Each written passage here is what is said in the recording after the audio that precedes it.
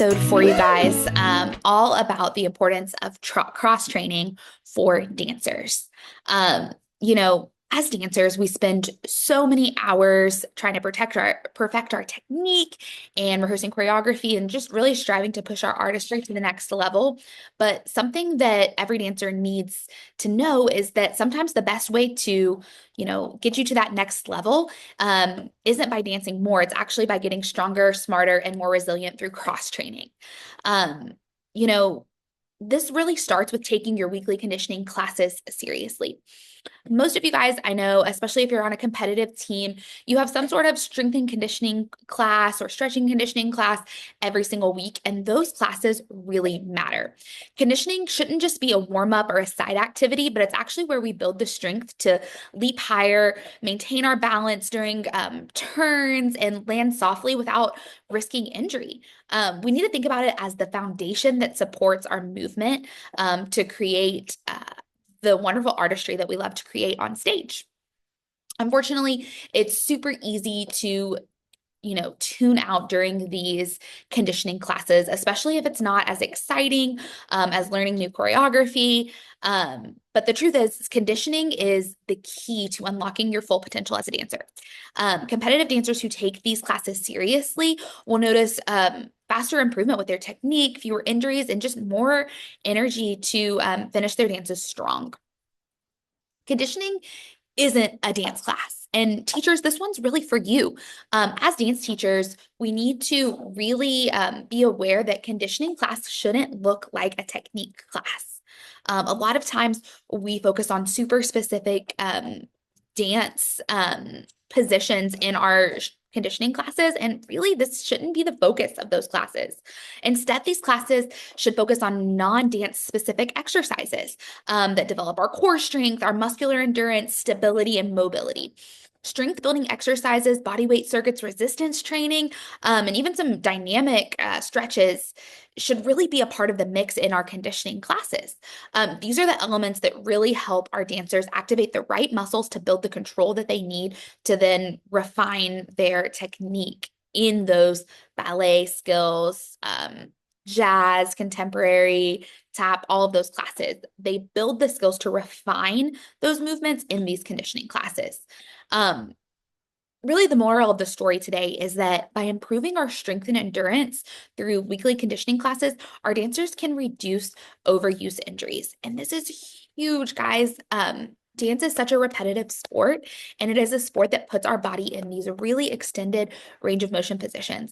And by really focusing and honing in on these conditioning classes, these cross training classes, that can be where we reduce injury and honestly improve performance. Dance is very demanding, and so we must prepare our bodies adequately for that. And having that stable base, having that deep strength is really where the high level performers are doing what's different. That's pushing them to that high level. Um, I know conditioning isn't always fun as a dancer. It's not always a fun class to take. As a teacher, sometimes it's not always the most fun class to prepare. If you're struggling in one of these two areas, like if you're a dancer, my biggest advice to you is treat conditioning classes like all of your other classes. It is essential training. It's not just an add-on. You need to stay engaged in these classes, stay focused, and really push yourself to grow stronger. If you're a teacher, you need to design these classes that in a way that they're really challenging your dancers. We need to incorporate exercises that target key muscle groups without mimicking dance technique. um, and really the key behind that is if we are always in the same positions in these dance positions. So if, for example, if we are always training just super turned out, then the muscles that help stabilize us when we're doing these transitional movements, they're not strong. And then that's where we get hurt. Maybe not in the skill itself, but in the transition between the preparation for the skill and the execution of the skill, or even in just our movement-based choreography. And parents, you should really be encouraging your dancer to embrace these classes as part of becoming stronger and a more resilient artist and athlete. Um, if you are struggling in any one of these areas, if you're a dancer and you can't seem to build the strength that you need in your conditioning classes, and maybe you're looking for someone to help guide you in your cross training, that is where someone like a physical therapist can step in and help you out. If you are a teacher who is having a hard time designing conditioning classes to really challenge your dancers and to improve their strength, this is a great where a physical therapist can step in and help you design these programs. Maybe they can even come host a couple of these sessions and lead a couple of these classes to help you really keep your dancers strong and reduce the rate of injury. And if you're a parent who is not sure if your dancer is checking that mark with getting the cross training that they need, that is a great reason to reach out to a physical therapist. Dancers who are really top notch and who really excel at their craft are incorporating these strength training principles into their training. Look at dancers like Brownell. She, I don't know if any of you guys follow her on social media, but all the time she is posting about all the cross training that she is doing. And that is hugely, hugely important to how she's able to do these athletic movements, these movements that are combine artistry and athleticism so beautifully. And if you don't follow her on social media, I would encourage you to go take a look and look at some of the cross training that she does to keep herself resilient and to keep herself top notch at her craft.